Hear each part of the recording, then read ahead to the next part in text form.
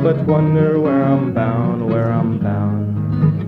Can't help but wonder where I'm bound. All right, everyone, welcome to What's the Rush podcast. We are at the Outside Festival. We are recording in the Art Hotel. Thank you very much. And this is our very first in-person interview for What's the Rush podcast. And I couldn't think of anyone better to do this with than you, Diana Nyad, endurance athlete, icon, friend, such an inspiration to me. And we're both here at the festival. So thank you for doing our first ever in-person episode. My pleasure, Reba. I've been listening to some of the episodes. I mean, don't you think? I mean, people always say to me, who do you admire? And the list is long. But the truth is, people from the endurance world, for me, more than sprinters, like Katie Ledecky is a marvel. And I do bow down as she walks by. But when you add endurance in it, now you're talking about things that people in life around the world have to face. You know, whether they're battling cancer or they've gone through a 60-hour childbirth, you know, that was hell on wheels, they're raising a disabled child. They need the kind of grit that you've had on a bike and I've had in the water to get them through. It's a human quality, not necessarily an athlete quality. I think that's a really good place to start. And I love that you went right into endurance because we do share that. Obviously, you're known for your endurance swimming records and especially your swim from Florida to Cuba as in your amazing film called Nyad, which I love watching. But the mindset of endurance sports, I remember the first time I met you, I actually talked to you about what was going through your mind. And then you get this question all the time. How do you swim that many hours? What are you thinking about? There's not even any sound. And I love that you touched on the fact that endurance sports are also a window into the mind and the soul and perseverance in a non-physical way. Can you expand on that a little bit? I know you've been swimming since you were 10 years old, but you moved from shorter sprint swimming and there was a point in your career you didn't make the Olympics due to an illness or didn't get to go, and you moved to endurance swimming. What do you remember that transition from going and doing long things? And then, of course, you became the best endurance swimmer of all time. But do you remember going from those laps in the pool to the really long distance stuff, and what was drawing you to it? Well, you know, I did, but you've touched on so many things in this question, and if you don't mind, I want to revert back to what you first were getting at, and that is the mind. What does the mind go through? And this is where I think that, you know, we can jump from us as athletes to people who need to survive. They've been in a plane crash. Yeah, they're out of the ocean. Nobody knows they're there. They don't know if they're going to be there for 2 hours or 20 days. What are they going to have to draw on? And the difference, never to compare by any sort of superiority level, but there's a difference in being swimming to, let's say, mountain biking. When you're doing something difficult and it's technical, and you've had to have all those years of knowing that bike, and and your balance and your strength going uphill, etc., and no fear going downhill like that. And then we talk to with all kinds of people, the alpine climbers. I don't know what it's like to have oxygen deprivation at the top of the world, what that does to the mind, to the legs. But one thing that the few of us, Sarah Thomas is one, 4 times consecutive English Channel in 54 hours, blows your mind. She and I are probably the only two really who know what it's like those long, long hours. And what we go through, because as you just mentioned, you're not allowed headphones. You know, you have to show the discipline of your mind to get to the other shore as much as your body. So you don't see anything, you don't hear anything. So you're turning your head 53 times a minute. I'm just seeing Bonnie. I'm just seeing my boat. I'm seeing Bonnie wearing a red light on her forehead. And so what's it going to take for me to stay in it and not say, I'm fed up with this? I can't go 54 hours. You know, I can't, even if you and I sat in these chairs for 54 hours and didn't talk and didn't have video, Right. and didn't have audio, just had to sit here with a little bit of water, a little bit of food, it would be a tremendous, moment of discipline. And I relished getting in there and saying, I've got a steel trap mind. I can engage myself in counting, in singing, in picturing the shore, in picturing Stephen Hawking and what I've read the night before about the galaxies and the black holes of the universe. And so not everybody can do that. It does take the body. Who's going to swim at pretty good pace for that hour, but for those hours. But I think that what appealed to me, and then we'll go to when I started being a sprint swimmer, like you say, in my late teens, I became a distance swimmer, and right away I thought, this is my happy place. Gliding across the curvature of the earth, traveling. You know, when we were in the Caribbean training, people would stop us and say, you know, we saw a swimmer out this morning at dawn. There must be some race coming up because a couple people are training. It's now sunset. And my captain would yell over, no, it's the same swimmer. She said, it's 14 hours later. It's the same one. She's going in. So we're traveling. We're swimming from St. Martin to Anguilla. And I felt a rush of that smooth cadence of pushing forward and gliding. Was there something about getting out of the monotony of the pool? Was there an adventurous, like you talked about, swimming on the curvature of the earth? Sure. Was that part of the job? Of course. I mean, I can't imagine how someone swims in a pool. Yeah. You're in, I did a lot of long pool swims, but still you're going to one lap and really you're getting the body strong. Yeah. You're going a little bit faster and you've got no wave action. And nothing to worry about, no jellyfish. So when you get the pool, when I trained for Cuba, I'd go to the Caribbean and we would do several long swims, 14 hours, 16 hours, 18 hours. And then I lost a lot of weight. So I'd go back to LA and get in a 50-meter pool and do 12-hour swims, which are actually more difficult. Just in terms of, this end to make a turn, this end make a turn, for 12 hours. But it's a lot easier on the body. So is your mind there's a high. There's a high being in Mother Nature. Yeah. For sure. I mean, did you always have the mindset when you transferred to endurance swimming? Did you always have the endurance mindset? I think so. You do. You think people so. are born with it? I think so. Yeah, I do. I think with a lot of if you get to the world class level of there's nobody else on the planet who can do this or very few, you have to admit that you've got something within your genetic makeup and within your psychological outlook that is just made for it. When did you realize that? I think the very, very, very first long swim I did was across Lake Ontario. Cold day, cold water. Yeah. And it took me 20 hours and it took me 18 hours and 22 minutes. And I was cold the entire way. I was literally shivering while I was swimming, but there was nothing in the world that would make me quit. Nothing in the world that would make me quit. I don't know if you, I often quote the old, Teddy Roosevelt, speech, but to paraphrase it, and people wrote me this often when I would fail at the Cuba swim particularly, and say, but you were out there, weren't you? You were out there trying. You were out there trying to figure out every aspect with your team, the science, the technology, how to tap the human spirit better and better. And so even if we wouldn't make it, the Teddy Roosevelt speech says, you over there, you sit in your comfortable chair and you be the critic. Yeah. And you look at Rebecca Rusch going down the Ho Chi Minh Trail and say, oh, I could do that. Oh, that's not that hard.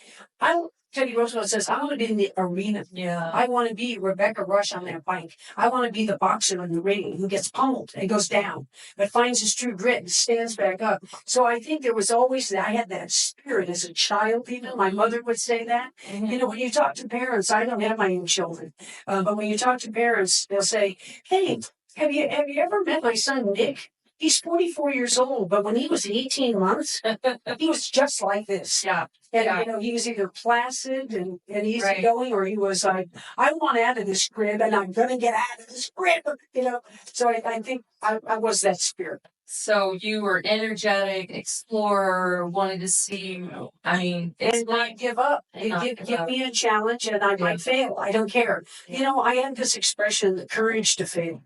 And, it's a powerful expression because we're all, especially in Americans, we're built around success. And one way to have success is to set a low bar, a mediocre bar, in school, in business. And then we can all pat ourselves on the back. Look, we made it. because the bar was so low. I don't care if I fail. I'd rather discover myself and everybody around me be inspired. So we have the courage to fail, and then when you do get there, if the bar was that high, then all the ecstasy and what you discovered about yourself, about the planet, about your fellow teammates is really something worth doing. I can intellectualize this concept. I don't always have the courage to fail. I'll just say it right out.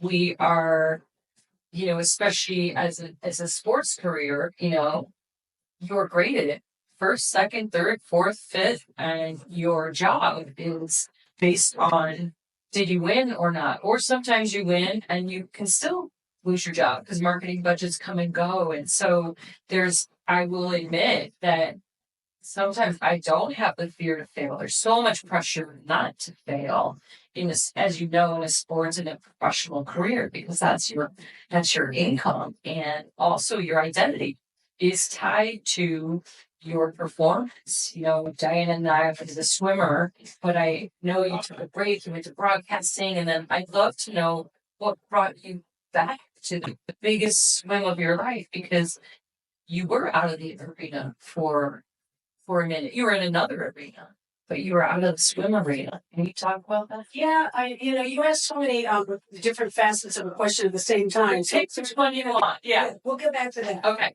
But when you say, we've got the pressures to succeed, your sponsors are paying, your competitors, if you're going to fail, they're going to move up the ladder and you're not. But I'll tell you, every sponsorship meeting I've ever had, a good example is Rocky Aoki, who's no longer alive, but he was the head of Benihana, and he loved the ocean. Because he not so much swimming, but he loved surfing, he loved body surfing, he loved boating, he loved yachting, he loved all that. And when I went into his office, I was 28 years old, and I said, Rocky, I'm going to do something no one's ever done, and people have been trying. They call it the Mount Everest of the Earth's oceans. It's Cuba to Florida, and I want to have the name of your name and your brand on the side of my boat. I needed to get finance. I have a crew. Yeah. We have living expenses, and all that stuff. And he said, "But what if you don't make it?" And I said, "So what? I thought you were a guy who loves grand adventure. Yeah. And nobody's ever made it. And so maybe I won't make it, but I'll make it farther than anybody else. Yeah. And I'll do it better. We'll have things that nobody ever heard of before. We're going to get NASA to provide space telemetry so we can see the currents and see the eddies within the currents." And he was just hook, line, and sinker. I was in his office for 10 minutes, and he wrote me a check for $300,000, which in today's world may be that much, but in 1978, that would be like millions. So everybody I ever talked to, whether it was Johnson & Johnson, or Secret deodorant, when they would say to me, but what if we fail? I'd say, so what? Isn't this exciting? Let's try to go to the moon. I mean, that's the true explorer in you, is that yes, you're going for the prize, which is to be the person to do this. But also I can see in you, and maybe I see a little bit of Diana Nyad as a kid, of like just loving the adventure and the process and the whole part, that the prize is the journey, not necessarily the finish, but we rate so many things on the finish line, not the quality of the journey. But the way you're saying that is like, I can tell you about the journey. We do, and that's a good way to put it when you say we rate the prize of the winning. But I think that if you tell a good story, a real story, an authentic story of where your passion comes from, how many people can relate to it, that first place blue ribbon doesn't mean as much as the kid who had rheumatic fever all year and he couldn't go to the practices, but gosh darn it, he got out there and he wasn't supposed to even run. He was too weak, but he finished second. Yeah. And he's a bigger hero than the kid who breezed over and won the gold medal, So I think that people have that in their spirit. They want to believe it. They live it themselves every day. And I'm a good example of that. I think almost every interview I do, people sit down and they say, well, you've been a winner your whole life. You've just succeeded at everything you've ever tried. Not true, because I have a long list of failures, and I honor my character by trying something so hard that chances are I was going to fail. Yeah, I want to ask you about failure because that swim, the most famous swim of your life, most famous swim in the world, you failed many times. Over 35 years, I failed. So talk about the failure. Well, I would love to know first. Talk about the passion, because you talked about how important passion is. What was the drive to choose this goal? And then let's go through the failures and kind of break those down. Well, you brought it up a minute ago, but the Greeks, almost all of their literature, and, certainly the Odyssey focused on this, is that it was all about the journey, not the destination. Sometimes, in the Greek literature, a ship sets out and 20 years later never reaches its destination. And it was all about what happened during that journey, what friendships were made, what heartache happened, how many people died in trying to get to that goal, even if they didn't get there. So yes, of course, our team wanted to walk up on the shore at Key West, but it is for many reasons, a whole host of reasons, the most difficult. And so, even when we wouldn't make it, we would just we were crestfallen because we want to make it. On the other hand, we grabbed each other like brothers and sisters and said, look what we did. Look how much we learned. And now let's get back to the drawing board. And of course, Bonnie is my head handler, my best friend, Bonnie Stoll. And, some of the humor of it is after I was stung by the box jellyfish, could have died that night. I'm lying on the deck. We're all heading back into Key West. It's done. It's going to be hours and hours of bumping up against the waves to get back. And I'm lying on the deck, just sort of vomiting and, and with this, an IV in this arm over here. And Bonnie's over there rolling around the deck over there. And I said, Bonnie, you know what we need? And she said, what? Like, can you leave me alone for 5 minutes? And I said, we need to find the top box jellyfish expert in the world. We need to get through these animals. Because anybody else who's been stung by the box, Cuba swim, other swims, Hawaii, has said, I will never go back in that water again. I'm lucky I got out of it alive.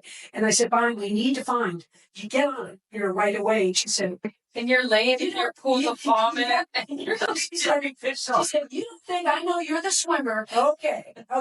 You're more tired than I am. Okay, we're going to give you that. But, do you see what we all just did for the last year? You can't give us a lousy 24 hours to forget about this whole thing, have a chocolate milkshake when we get to shore. You can't. I said, no, we need to get on this right away. And so, I think that journey and that push, it was exciting. There was nobody on my team ever got paid a cent.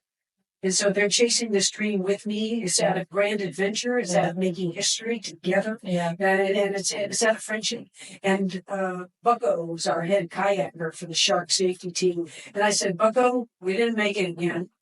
I know you got your kids, you got your business, but would you go again if I try another time? He said, I repair air conditioners. That's my job. This is the most exciting thing that will ever happen in my life. I don't care if you try every year for the rest of your life. I'll be in that kayak next to you. So we were into the journey, like the Greeks. Yeah. Is it ever? I mean, it always sounds like you're the one driving. You're the one pumping everybody up. You're the one saying, Bonnie, we need the specialist, the box jellyfish specialist. Is it ever that you're the one laying there that needs somebody to be like, hey, calm down, we can do this? Like, I've never heard any of those stories from you. And I'm curious, when do you need propping up? Definitely do. You're gonna have some weaknesses. Never on any of the 5 Cuba attempts. Mm-hmm. Once you start that, once you're on that shore in Havana, it's almost like really you put on a skull cap that's made out of titanium, and you said, I might die, a shark might get me, I might pass out, and there's no more glycogen left in the system, and I'm going down. Somebody's going to have to rescue me, but I won't be the one who puts my hand up and says, I can't do it. I've bitten off more than I can chew. I am going to have a will that drives, even if the body starts getting weak. But Bonnie on many times. And look, the training says, you make up the training. It's not your sponsor who tells you how many hours you got to be on your bike. So I would make up the training with Bonnie and say, we're going to do a good 14-hour swim today because it's rough in St. Martin. It's going to be a rough, windy day. We need this. We need to practice in this. And so the particular day I had been through, actually it was a 24-hour swim. We needed to get that in before we moved to Key West, get ready for the real swim. And along around 2:00 in the morning, I was seeing hallucinations and I was weak. My hands weren't grabbing the water for resistance anymore. Bonnie blew the whistle. I didn't hear it. She tried to talk with me and she knows I don't want to leave it at that. She could say, well, look, we were going for 24 hours, so we have to go till 9 a.m. But, so now we're only at 17 hours, but isn't 17 hours a pretty good training swim? Sounds like a pretty good training swim to me. But let's call it a day, because of the conditions, and she knows I don't want that. Yeah. I'll be so disappointed. I'll feel it's just a tremendous cop out. We said 24 hours, so she was to the point that she had to say, all right, listen to me. Do you see my hand? What is it? She said. I said, I see your hand. She said, it's 5 fingers. I want you to take 5 strokes. I really mean it. Only 5 strokes. And if you can't do 5 strokes, I'm pulling you out. And so they were weak. I was just floundering around, taking 5 simple strokes. And I looked up thinking, I'm going to get this heroic on. You did it. You did 5 strokes. And she went like this. 5 more. And she's trying to make the point that if you can do 5 strokes, you can do 24 hours. Yeah. So she did have to come in and talk me into it and hook me up, again. But it sounds like your body fails before your mind will fail. Is that accurate? I think so. I think a common question for people with any endurance athlete is it more your body or is it more your mind? And so the body starts it. You can't, if you and I, without training right now, went down to the shore in Havana and dived in, it's as mentally strong as we are, the shoulders aren't ready. Do I get water wings? Yeah. It's going to feel funny. Terrible swimmer. Are you? Let's raise for money sometime. Okay. But, so it's all about the body to start with. Those 14-hour swims of getting the shoulders, the triceps, that there are muscles that move you through the water against resistance. And it's about getting conditioned to the elements. You got to be ready for winds, heavy wave action. You got to be ready for the animals and have that team that's educated to all that. But then once you're going and, once you dive off that shore in Cuba, take the plunge, you've made the commitment that you're going. Now it's the mind. The body got ready. And the body's ready to serve you. Those shoulders are not going to fall apart. Yeah. You're not going to have any cramps. People say, when do you get cramps? If you're trained right, you will never have a cramp. And now the mind takes over. Yeah. How are you going to get through the day, the night, the day, the next night, the next day? It's a long, long time out there, especially as we talked about with sensory deprivation, when you have no visual or audio, stimulation whatsoever. Yeah. It makes me, when you say that, it makes me think about, people try float tanks and they can't, where it's sensory deprivation, you just lay there in some salt water, you lay there and you can't hear or see anything, it's totally dark, and people freak out. I happen to like them. I think it's kind of a cool experience, but people can't stay in for 10 minutes. Yeah, I did one for 24 hours. And but it's like, obviously you're showcasing, like you said at the beginning, you have an exceptional quality, because I don't even want to say an average person, but someone who is not Diana Nyad, a lot of people can't deal with sensory deprivation even for a few minutes. No, they can't. Yeah. Michael Phelps told me once, and when you look at him and his beauty of going through the water, but he said, honestly, I could never do it. My mind just would never be geared toward that kind of focus for that long a period. I just couldn't do it. I get similar comments. People are like, "Oh, would you listen to podcasts? Do this? Do that?" And I'm like, "No, I'm listening to myself or listening to the birds or the sounds around, but I never really like to have the sound. I mean, I like music and all that, and I'll use it, but if I'm really racing, it's without." And when you're racing, not doing a solo ride, but really racing. Do you take in Mother Nature? Are you excited by trees and desert and everything? Yeah, I love it. It's very inspiring. I mean, it's how I choose a lot of my races and adventures were like, Brazil's got a cool race going on. I've never been in Brazil. Yeah. Or, Tibet, Nepal, I've never been there. So a lot of my initial getting into sports was I love to move. I've always loved to move as a kid, but it was more I wanted to explore and see those places. And my athletics was my avenue to get there. So cool. Yeah. So cool.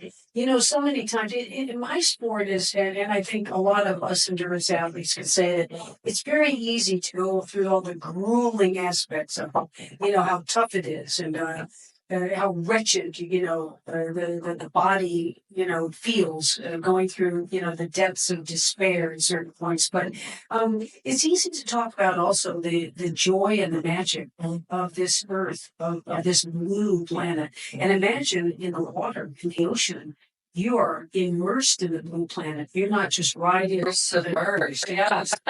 In the blue planet. And I'm an atheist. So to me, it doesn't become a God type thing. Although let me say right here, I never argue with anybody's religion. That's a beautiful thing. If somebody feels they're God, Buddhist, Christian, Jew, whatever it is. But I don't want to be proselytized to and dragged in because I've made my own decisions over the years. But that doesn't mean that I don't feel awe. Yeah. Absolute awe at the beauty of this little jewel that we live on. And when you're in the ocean, and as I said before, you're cruising across, the curvature of the earth. Like you go take a boat from Key West to Havana. It's going to take you about 50 hours. Yeah. Because it's never flat like a lake. Yeah. It's always bumpy. It's not an easy crossing. And when you're out there, you're saying, if this is such a difficult passage by boat, what do you mean you're going to swim it? So it's a long way, and it's a long, difficult way. But in the Cuba swim, because of the difficulty of the currents, you're trying to swim due north, Havana, Key West. That's your goal. And the Gulf Stream, you're going about 2.2 miles an hour, which isn't bad. It's not a bad average for that long time. Yeah. It's not a sprinter. It's no Katie Ledecky. Yeah. And then the Gulf Stream, this mighty current, which you're in for 85 of the 110 miles, it's going east and it's going at 6.6 miles an hour. So it's easy to figure out the math. Yeah. You're going to be dragged east, east. So we had a mathematician who was a genius, John Bartlett, to get us across. And in that particular swim, I don't have time to fool around and look up at the stars and talk about Stephen Hawking. I got to take a quick sip of an electrolyte and keep going. There's no time because every time you stop, you're getting dragged east at 6.6 miles an hour. Yeah. How are you going to make that back up? But in training swims in St. Martin, where we want to get in the hours, but maybe it's 3 o'clock in the morning, we're on a long swim. Bonnie calls me in for a little, peanut butter ginseng or banana sandwich. I'm treading water. I might float back and John Bartlett will say, doesn't it freak you out that we look up at the stars? All human beings for many centuries have looked up and we count on those stars. We navigate by them. We know, there's the Big Dipper. Yeah. There's Orion's belt. But the truth is, those stars aren't there anymore. The astronomers, know this all the time. That light is vestigial light from the stars that have died. Yeah. But it's taking so long for them to get here. It's taking centuries for that light to get here. Well, that's a pretty cool freaking thing to talk about when you're out in the ocean. And you feel it more when you're doing something arduous than you do. Like if we just took a party boat out, we could make the same statement. We could look up at the star and say, those stars aren't really there anymore. But to be working at something together as a unit and to be tired and to be proud of the hours you're putting in, now that conversation about the stars becomes infinitely more meaningful. So I'm hearing from you that much of your drive it's the challenge of the goal and the thing, but it's also to experience awe and to just be in nature and have you read Dacher Keller's book? It's called Awe. No, it's watching. He studied basically the emotion of awe, and he identified sort of the 8 most common things that bring awe in people and why awe is important for us to feel awe and feel like, and what it is feeling like we're part of something bigger than ourselves. And the easiest way to access awe is what in his studies is what he calls moral beauty. So witnessing someone doing something extraordinary, like your swim or playing music or just doing something extraordinary, saving somebody, helping somebody. Witnessing moral beauty is what brings out awe in us. Nature's number 3. And then there's also collective effervescence, which is doing something with somebody. And I'm thinking of your team and you're like, oh, working towards this common goal. And so you've got a lot of awe boxes checked on your own, but it sounds like maybe that's the drive comes from the challenge, but also the need to feel like you're something really big. It is. But what's number 1? Number 1 is moral beauty, witnessing moral beauty. I see. So when we see people doing something extraordinary, it's why people love watching sports. It's why people, the gladiators or, witnessing something that is incredible. Yeah. Like and your film. And what I love so much about the film, the drive and the goal and the failures, but what I really loved was, because this related to me, the amount of detail that you went to with, like, not just I'm going to be the best of the best, I'm going to work with the best of the best and get the best scientist and get the best skipper and get the best coach, and knowing that you have an extraordinary talent, but also pulling in the best people to cover every little base. It wasn't just I'm going to work harder and swim better and be faster. You actually did all the other things. I thought it was really fascinating in the film. And I loved it, but I didn't know that much detail went into something like that. And it's an expedition. Yeah. And just as you talked about, people are going to trek across Antarctica. It's about how much do you know? Knowledge is power. Yeah. And, I first tried that swim at age 28, which is probably the age you should be doing things like that. So why first? You didn't answer why you chose that swim at 28. All right, let's go there, but remind me to get back to why I made it at 64. Okay. I'm at 24. Yeah. Take a note. Take some notes. Got some notes. I had tried it when I was 28 the next year because we couldn't get into Cuba. And that was my dream. I grew up in Fort Lauderdale, Florida. And when I was 9 years old, the Cuban Revolution happened. We knew anybody growing up in Miami and anywhere near Miami, we knew Cuba well. My parents had danced salsa in the Hotel Nacional. We all took Spanish as kids. Cuba was right out across, the sea from us. And all of a sudden, Fidel rode in on horseback with Che Guevara in 1959. And in one 24-hour period, we are no longer allowed to go there, which is still the case. It's a pretty special thing to get to go there. That's decades and decades ago. In the Cubans could get out, but they had 24 hours. So they couldn't take their homes. They couldn't take most of their possessions. They could go to the bank and get all the cash they could get. And they came, and all of a sudden, my town, we're eating Cuban food and dancing salsa in their backyards. And I became obsessed with that island, that forbidden island. Forget about the swimming. But I was a little swimmer at age 9. Yeah. Little champion swimmer, 9-year-old. And I was standing with my French mother on the shore at age 9. And I said, Mom, I know Cuba's out there, but it's supposed to be very close. Where is it? I can't see it. She said, well, it's just this way. No, it's not this way already. As a matter of fact, it's so close. You little champion swimmer, you could actually swim there. Wow. And that phrase at age 9 went locked into the back of my imagination. And just as you're such an accomplished athlete to understand it yourself. I don't want to, bring up awards and stuff like that, but because we're talking about that beach, on that very beach, which is the most prominent beach in Fort Lauderdale, this November, they're going to put a state historic marker up to my swim.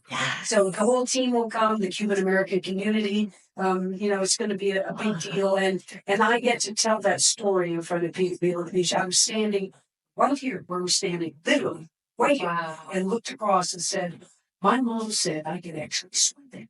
That means maybe I guess I can." Good job. One day I did, so I didn't let go of it. I never let go of it. Yeah. What a beautiful tribute to her as well, that you'll be on that beach. And Oh, no. you on your No, way. my mom, if she were alive, had she been alive when I made the Cuba swim, honestly, she would have been much more impressed and thrilled with me making it to Dancing with the Stars. Okay, like, yeah. Yeah, she was a dancer, and that would have rocked her world. Not, no, I'm joking, really, but she would have been proud. So tell me, you failed. You started at 28. You failed. You left swimming altogether, doing broadcasting and speaking and books, and then you come back to it at age 60, right? Yeah.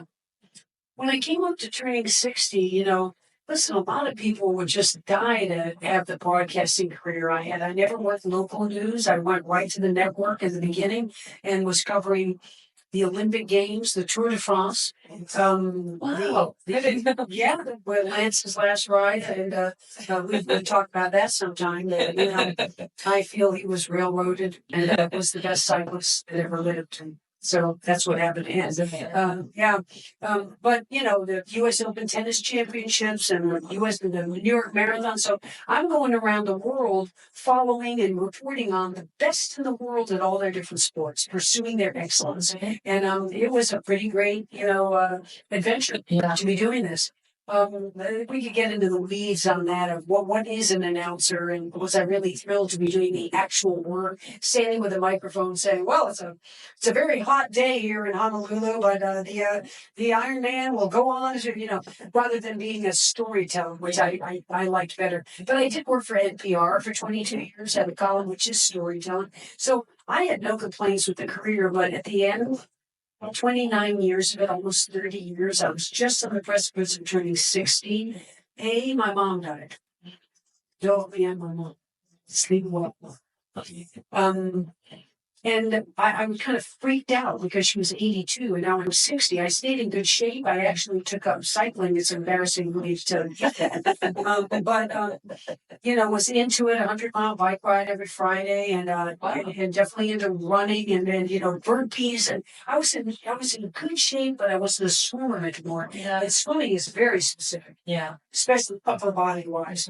And so I swam really in 30 years, except for some boogie boarding. And I met Christopher Reeve. He had his accident. He had been handsome, virile Superman on the big screen, and now he was quadriplegic. Yeah. And I tried not to come to tears when I was with him. Because that's you can't dishonor him that way. But I turned away from him after being with him for a few minutes and cry my eyes out to see what had become of him. And everybody he met, he'd meet the guy in an elevator and say, "What are your dreams? Because don't leave them. Don't leave them. You have no idea what proverbial banana peel you might slip on tonight. You're going to wind up like me in this bed later. Chase it all. Don't leave." So I try to be that person now. But he was very effective at it because he was in that contraption. He couldn't move anything but from his neck up. Not even his chin up. And he said to me one day, you're this broadcaster, whatever, but you used to be this swimmer, and I had already started thinking with my mom dying, maybe I only had 22 years left if I'm going to die at 82. And I just decided I'm going back. I'm going back and chase that dream. That was the dream. That was the big dream. And I let it go because I became a professional. I was getting offers. It's just like a time to 30, time to grow up and make a living. And so I did. But now I thought, is 62 late? And I started swimming. It was rough those first few months. Good swimmers get up on top of the water. So there's a hydrodynamic glide. I was like a truck. That's like, I've never experienced any kind of drug take. Yep, that feeling where you just skim across the surface. Oh, I've never had that before. Well, I was bludgeoning from You were. low down. I was and tired. I'd go out. I'd swim for 4 hours. I'd go out and get my car, put 2 ice bags on my shoulder, and fall asleep for 5 hours. Couldn't drive home. I was wiped out, and I thought, could it? And finally, I told Bonnie about it, and she said, I don't know, but if this is what you want to do, I'm with you. Let's try to pull together that team. Yeah. That you had the 4 new people and whatnot, start researching it better than what you knew before. There's new science out there. So she's been nutrition you on off since your age 20. I met her at age 30. I had retired. She was number 3 on the professional racquetball tour. Okay. And I became her coach. I'd like to do some research on this. Perhaps your staff can do this for me, but take a note on that, would you? Okay, we got that going. I do believe we're the only 2 athletes, male athletes included, in all of history who one was the coach. I became her fitness coach. And then 35 years later, I was the athlete and she became my coach. Yeah. I don't think that's ever happened before. So we started out with a joke that you asked about, the team. And I really think there were 2 reasons that I couldn't do it at age 28 and I did it at age 64. One reason was that team. I was much more egocentric when I was younger. Like, I am the only one swimming here. Don't tell me you're tired on the boat. What do you think I'm doing? And I realized how important they were, every single individual. And I started to learn from them, and the mutual respect grew. And I do believe that's a primary factor that I finally made it. And the second thing was that I didn't buy into the limitations of age. Like, I'm 75 now, and I can get real. I can't do chin-ups to the level that I used to be able to do. I can't run a mile, at 5:15, where I could when I was younger. But that doesn't mean as an endurance athlete that I can't be strong enough and fit enough and be conditioned enough, to make it through a lot of tough hours. Even now, 12 years after being a 64-year-old. So I think also, you learn. And so when we came back at my age 60 and then failed a few more times before making it at age 64, now we've got a mountain of information that we didn't have before. Yeah. And we kept trying. Everybody else who's tried the Cuba swim, all those swimmers, men, women, young, fast, strong, never came back a second time after they didn't make it. And we're talking great swimmers, Chloe McCardle, many, many times. Did they say why? Did they say just, well, one was bitten by the jellyfish, should have died also. That's Chloe McCardle. She said they're never going back there. Penny Palfrey is a wonderful champion swimmer, much faster than I am from Australia, where the great long distance swimmers come from, a lot of them. And she kept coming across, and her team couldn't understand the eddies. They were swirling around. They were confused. They were frustrated. Their navigation would say, "We're going north. Okay, now we're going along northeast, which we knew would happen. The Gulf Stream is dragging us, and then." Now we're going south. What are you talking about? How can we be going south back toward Cuba? But they didn't understand the eddies. But we had NASA research, so we were educated before we did that last swim. Yeah. A lot more technology. I think from. Yeah. I love what you said about how your approach with your team shifted as you got more experience, more wisdom. Yeah. That you realize, you needed them. Yeah, you couldn't do it without them. And I got more loving and patient. I was just going to say, instance, there was it doesn't matter who it was, but there was a trainer. Trainers are the handlers are the ones close to me. I'm the both closest, but are going to really be in charge of your life if you're going under. And the shark divers, they're involved below you or not. But one of my handlers in 78, as I was trying to go across, handed me a cup. Now, you just picture, if you've ever played water polo or anything where you have to keep one hand above like this, it takes a lot of strength with this hand, the other hand, and your legs to keep this from the salt water going in it, and a little sippy cup. So she handed it to me, and if the opening is here, she handed it to me 180 degrees like this, and the opening is on this side. I've been swimming for 30 hours. Yeah. You know, you can't help me out and just so that I can just sit and try me. I've got to look at it, you know, get both my turn it out. And so, but I had a major, like, you know, movie star connection over, you know, you're off the team. You can't hand me a cup directly. You can't appreciate what I'm doing out here. Well, I wasn't like that when I was just older as a human being. But even as a swimmer, I was just so forgiving, you know, for any little mistake. Because they were out there wanting this and giving for it, even though it's not their dream, it's my dream. So I think that I became more of a human, kind human. Because Are you forgiving to yourself?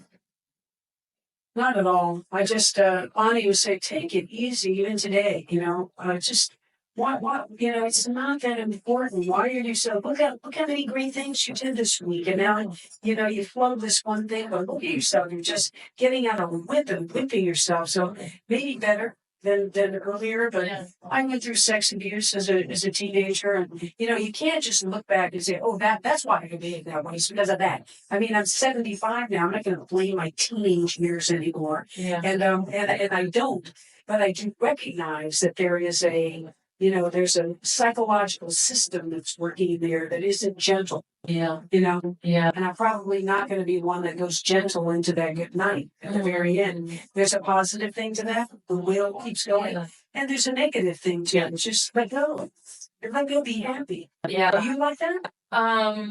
I share I'm relating to a lot of your stories with that drive and aggressiveness that you need. Yeah. In some ways, but softening as I age and learning that I loved your analogy about, you know, the shortest point is this line, but the fastest way to get there is not that straight line. Yeah. And I think I'm learning a little bit more that driving straight forward into something doesn't always get the best result. And yeah, I've burned some bridges and I'm different now. I think that the concussion over the last 3 years has been a real, one, it's been a halting. I stopped moving. Yes. For the first time in my life, which was all sorts of things started to go to hell because of that. Yeah. But it was a forced reflection and stillness that I've learned a lot from through therapy and looking at my childhood and realizing, as we talked about earlier, that I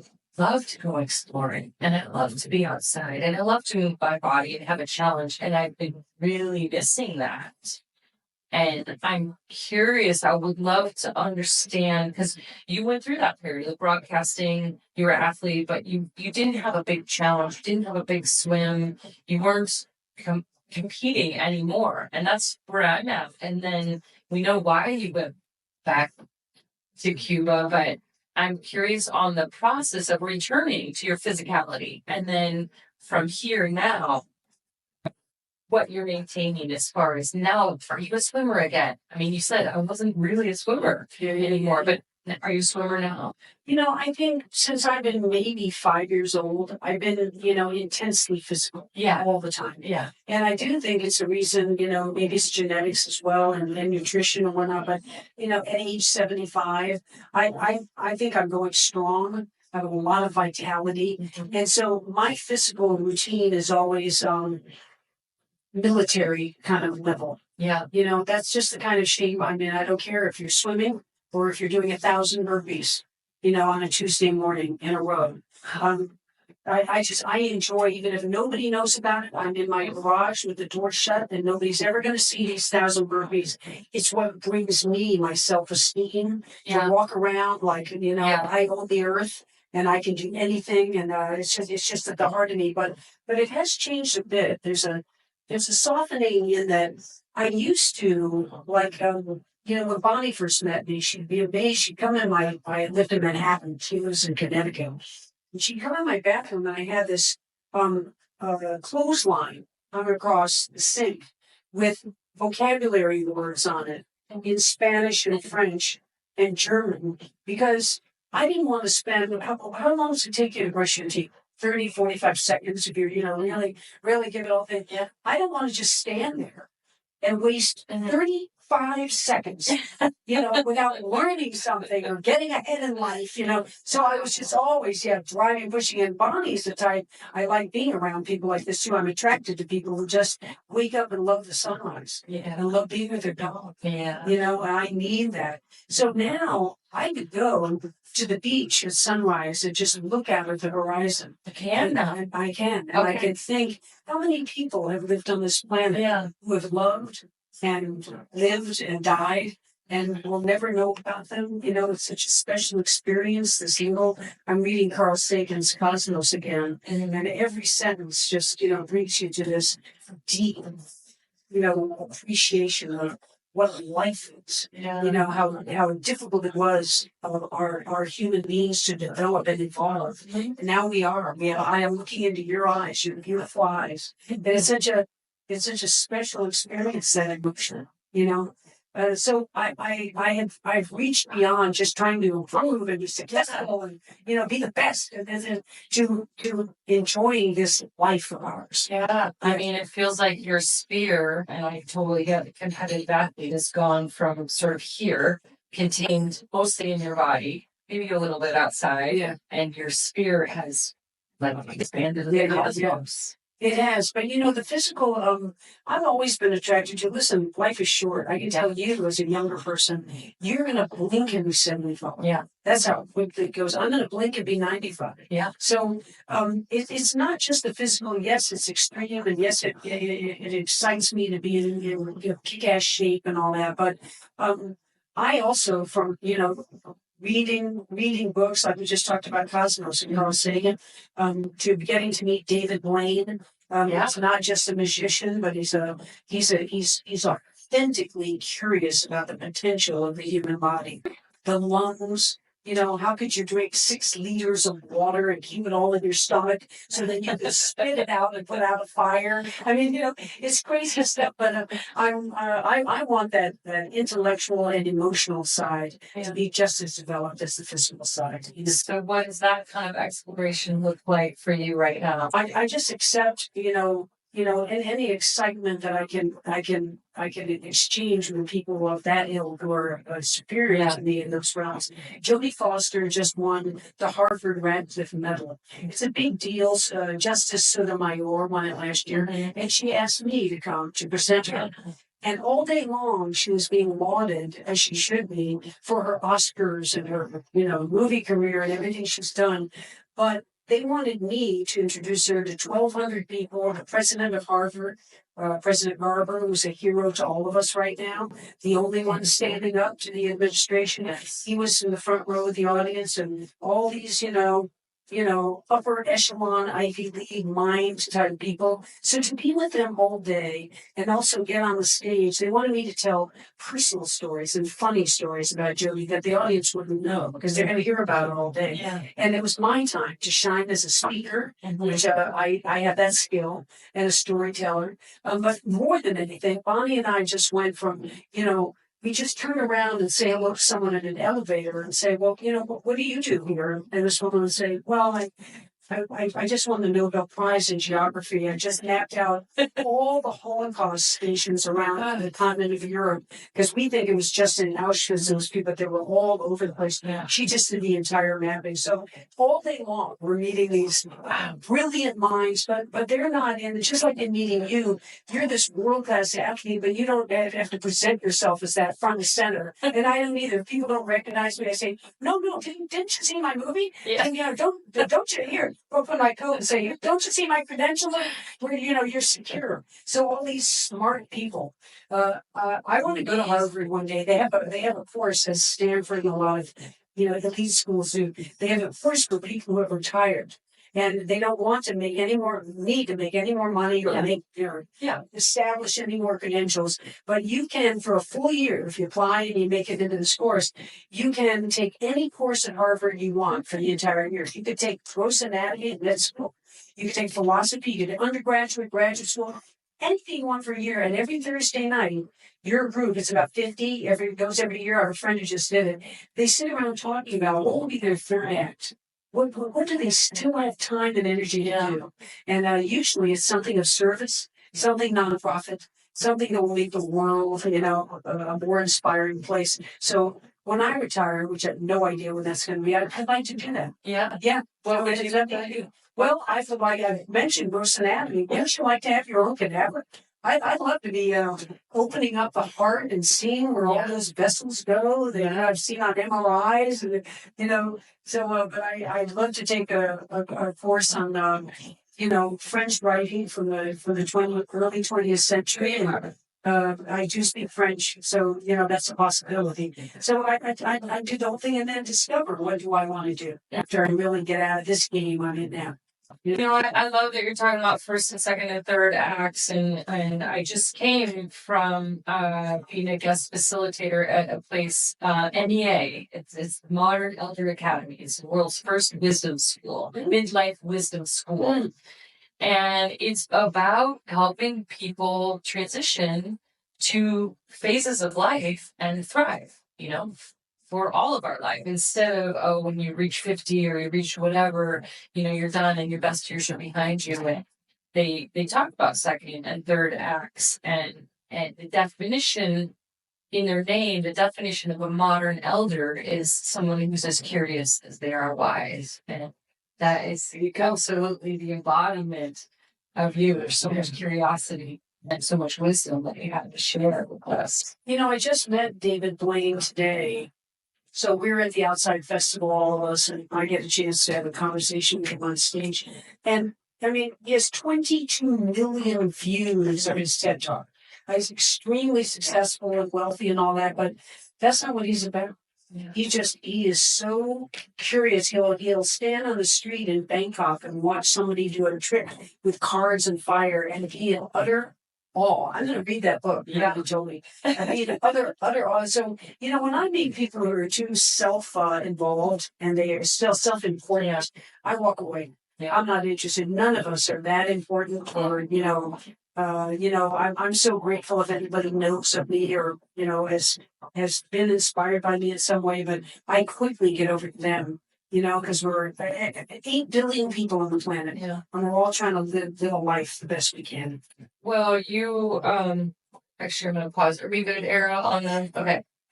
And we're at what is our time? Because I think I should start wrapping soon. Around 50 plus minutes. Okay, great, perfect. I do want to say that you are someone that I really look up to. There are so few women and athletes, broadcasters, professionals who have come before me. I've had to be first, as you have had to be, in a lot of arenas. And so I'm so grateful for you, because you've come a little bit before me and you're showing me what is possible when I'm 75. And when I'm 95, you'll be showing me that too. And it's such a gift, that the energy that you have, even as a little kid, that you share it with all of us. And it is such a beautiful gift, giving energy to the world. I was thinking about purpose and legacy and what are we? And I always have introduced myself. I'm a professional athlete and this and that. And we put down what we do, which really doesn't matter. And I started thinking about, we really are just energy.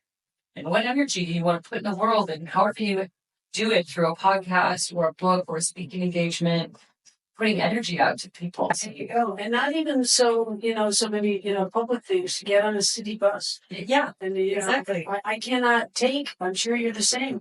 I cannot get off a city bus without talking to the man or woman next to me, finding out everything about them and what they're up against, and how we're going to make a plan to get through this thing together. And, that is not me, but I do smile, but I'm usually a little more quiet.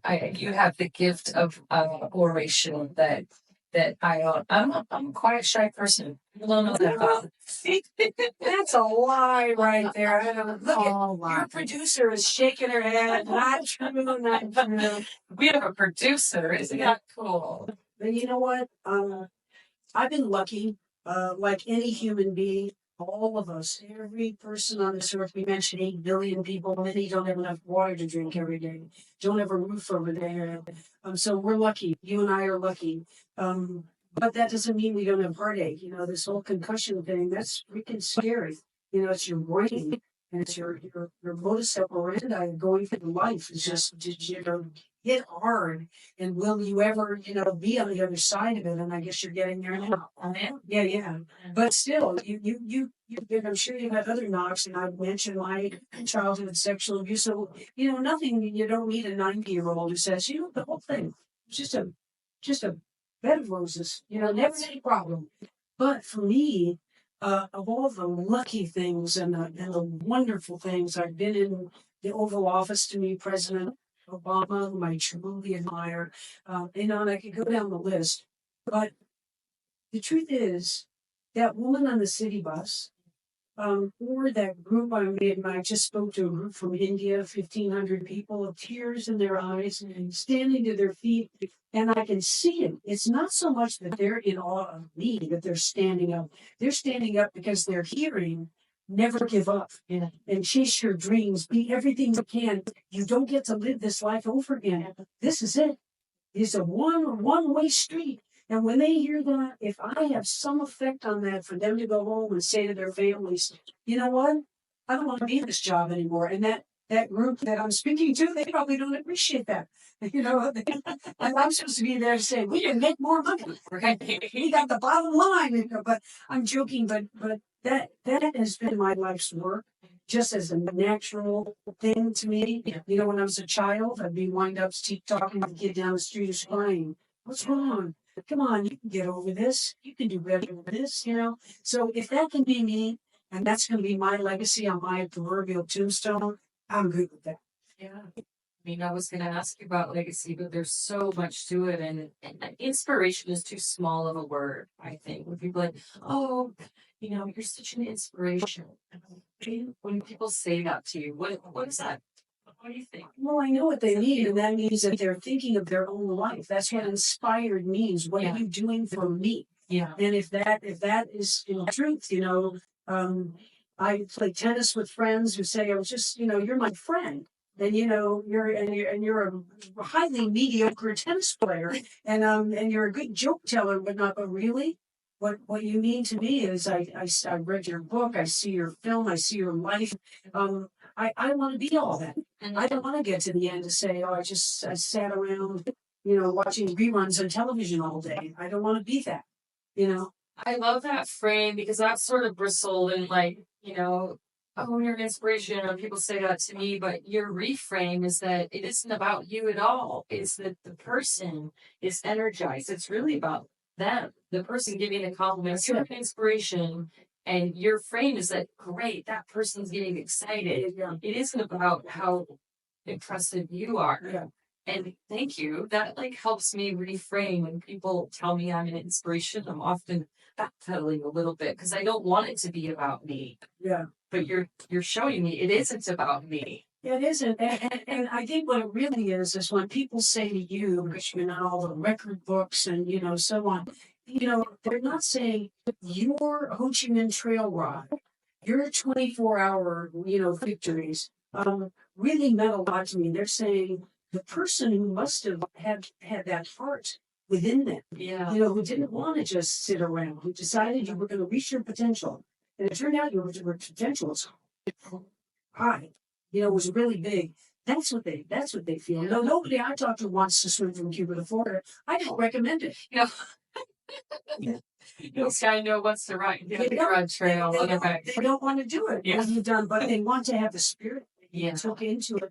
You know, even have the spirit. I say to people, too, young people say to me all the time when I'm talking about, I just spoke to WeWork. So I spoke to 2,500 young. They're under 25, all of them. And in New York, they're at WeWork. And so many came up to me. I think it's a tough time for you. You know, so many came up to me afterwards and says, I have passion.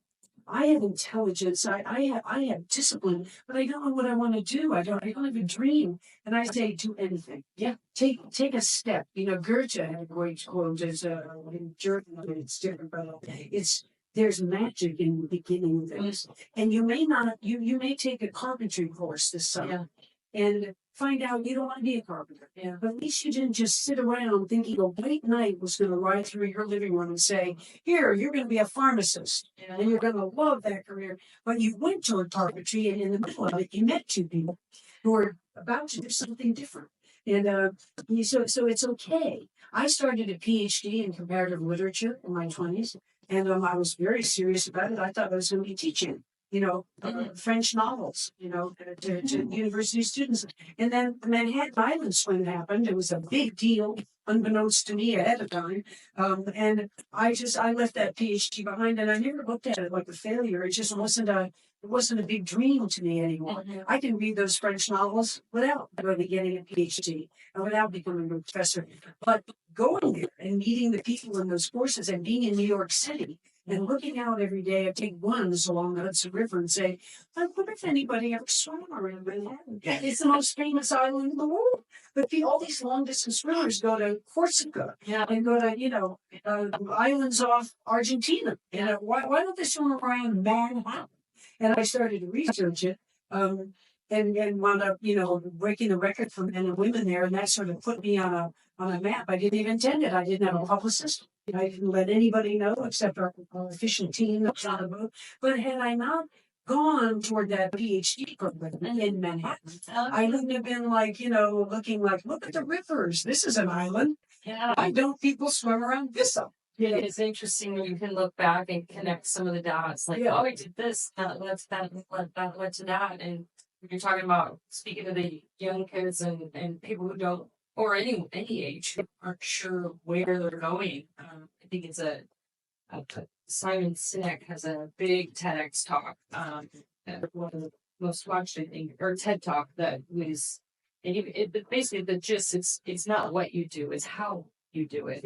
Yeah. And that's to your point of finding something you're passionate about, and whether it's studying French literature or swimming around Manhattan. Yeah. But it's how you do it, the energy you bring to it. Yeah.